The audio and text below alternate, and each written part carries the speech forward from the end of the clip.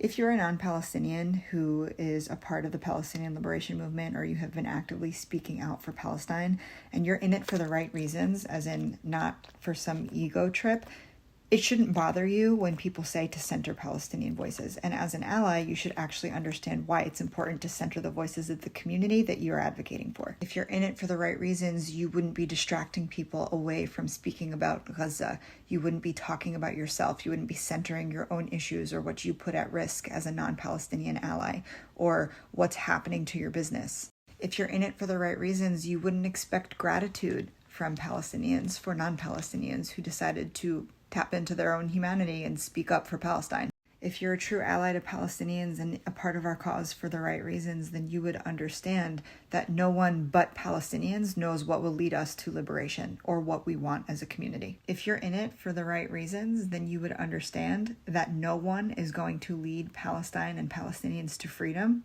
other than Palestinians ourselves.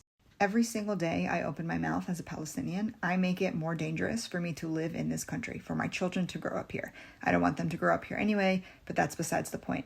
Every time I speak as a Palestinian, and every time another Palestinian speaks as a Palestinian about our own cause, we make our existence that much less safe. We make the existence for our family in the diaspora and in Palestine that much less safe. For diaspora Palestinians who are able to go back to Palestine, like me, we solidify the fact that we will never be able to return as long as Palestine is under Israeli occupation, the more we speak. We have been dealing with profit losses and risk to reputation and censorship our entire lives. Journalists like Martez and Hind and Ahmed in Gaza put themselves in more danger every single day they choose to pick up their cameras and continue recording what's happening. There is no one who will put more at risk for speaking about Palestine than Palestinians. There is no one who understands censorship more than Palestinians do, and there is no one who knows what to talk about in terms of our liberation or what the world needs to know about Palestine better than Palestinians do.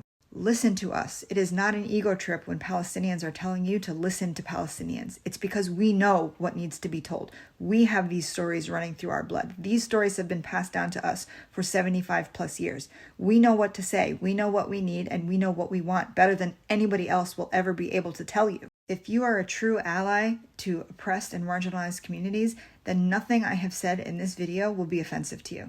For content about what's happening in Gaza, you have to follow Palestinian journalists in Gaza. For content about what's happening in the West Bank, you have to follow people in the West Bank.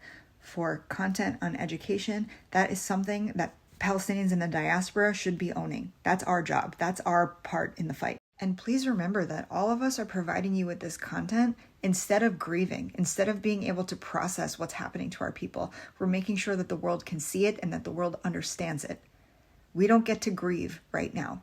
So the least that you can do as an ally is recenter your focus on our people.